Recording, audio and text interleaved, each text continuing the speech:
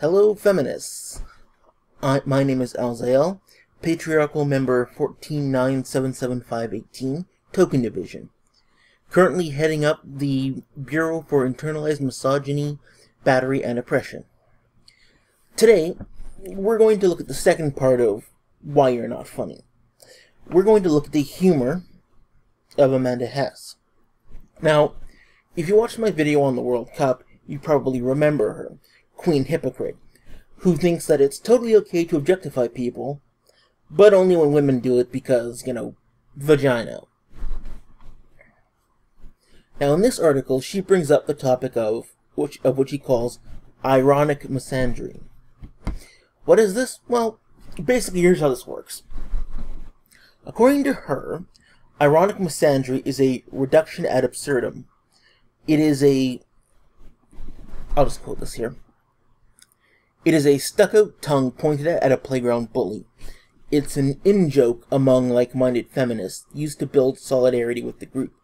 So feminists have taken to treating misandry like a parlor game, competing to push the idea of a vast anti-man conspiracy.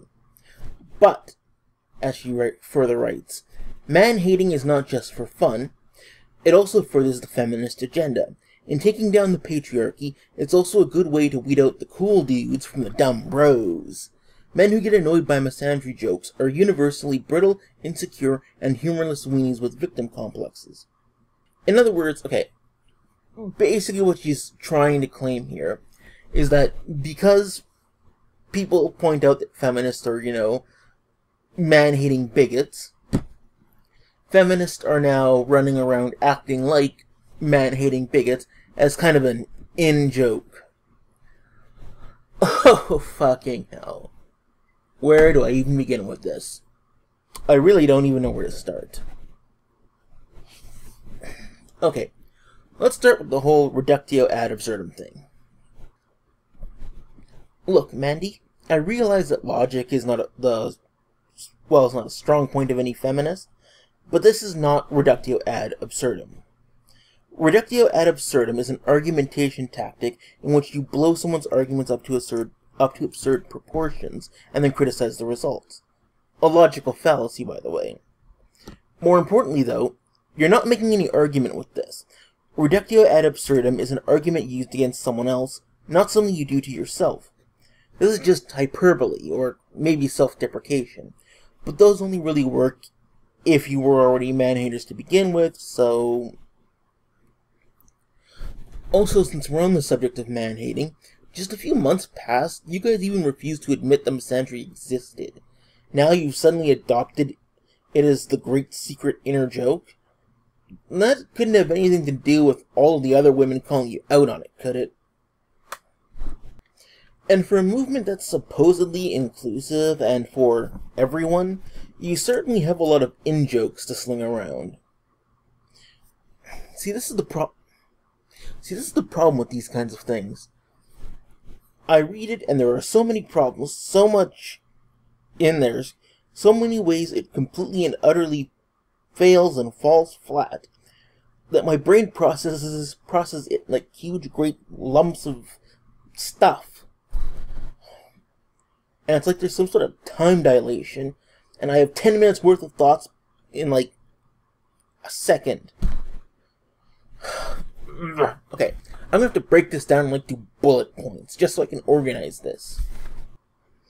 Number 1, on the playground bullying thing. This ironic misandry can't function like a stuck-out tongue at the playground bully, because in this situation, you're the playground bully. You see, you're the playground bully, everyone is standing around pointing at you saying, hey, you're a bully, and your response, apparently, is to go, I'm not a bully, I'm a super mega industrial doo-doo head bully. See the problem with your comparison? I realize that being a victim is like one of the big feminist cliches, but you really aren't the victim in this. You're being accused of being the victimizer. Let me try to explain it this way. It's a fairly common thing among atheists to make baby-eating jokes. This is because it used to be claimed by theists that atheists would steal babies and kill them or eat them, or do whatever other ungodly thing would put a bug up the congregation's collective bonnets. So eating babies has become a common in-joke among us. The difference is, nobody actually is eating babies. Nobody is actually thinking of eating babies. In your case, though, people are actually being hurt. Men are actually suffering from violence and abuse. So when you say shit like this, that's like if I saw this, and then did this. Not quite as funny to you, is it? Now, personally, I think that anything can be funny and hilarious, but I'm not pretending to have some sort of high moral ground here. 2.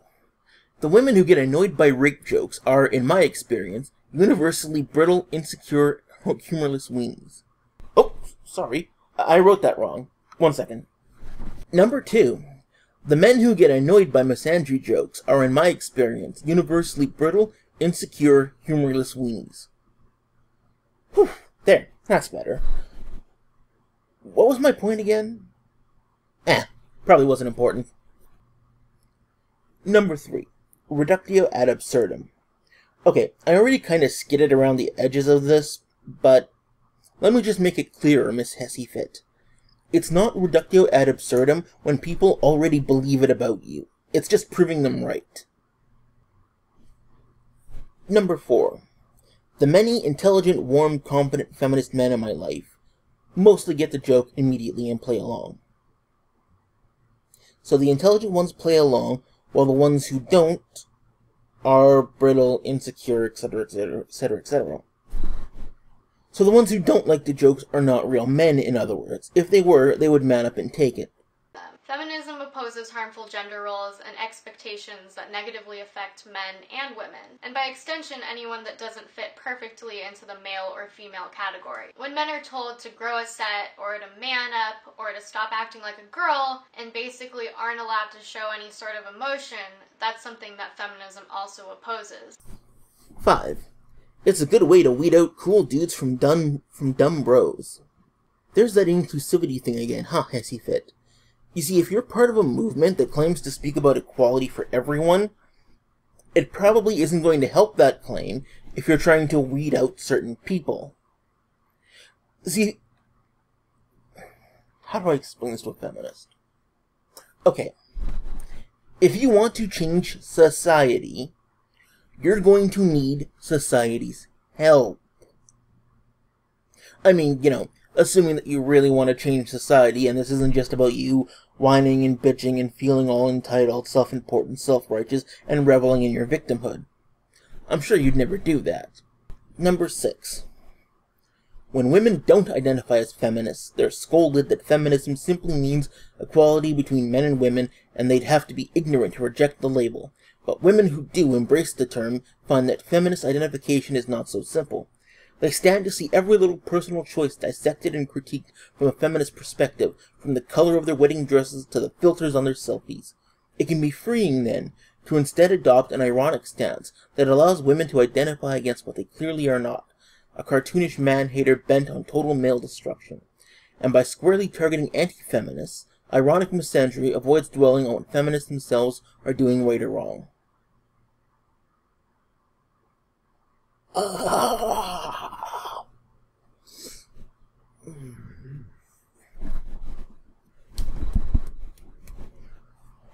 Okay, so this one here. This is the one that sent me for a loop and made me walk away from the computer for a while just because I simply couldn't believe what she had written. I had to reread this 3 times just so I could be sure, because fuck me. Okay. Here's what she just said, and I'll try to break it down simply. First off, women who don't identify as feminists... First off, women who don't identify as feminists are scolded and labeled as ignorance. Or labeled as ignorant. 2, women who do become part of their cult have every single personality choice analyzed and critiqued, even though they joined on the basis of freedom and, gaining agency over their lives. In other words, they join up and find that it runs counter to everything they had thought it believed in. 3. These women then find it freeing to unite against the only thing they can agree on, which is that it's funny to hate men. Which they then do in an attempt to avoid dealing with the fact that the movement has massive internal problems and insane troll logic. So in other words,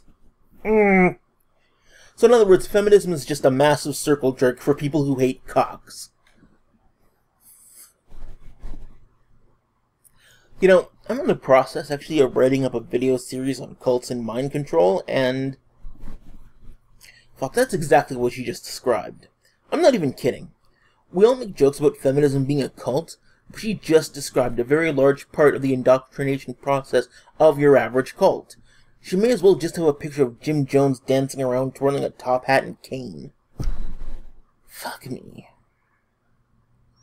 I really don't know what else to say.